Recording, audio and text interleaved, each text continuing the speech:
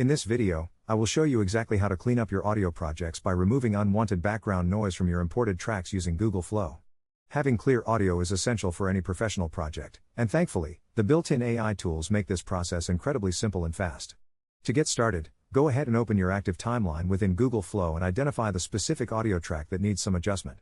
Once you have found the clip, click on it to select it so that it is highlighted on your project timeline.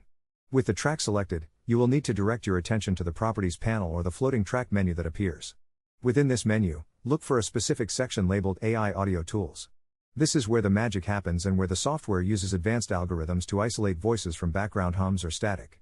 Inside that menu, you simply need to find the option for real-time noise removal, which may also be labeled as clean audio depending on your specific version. Toggle this switch to the on position and you will instantly hear a difference in the quality of your sound.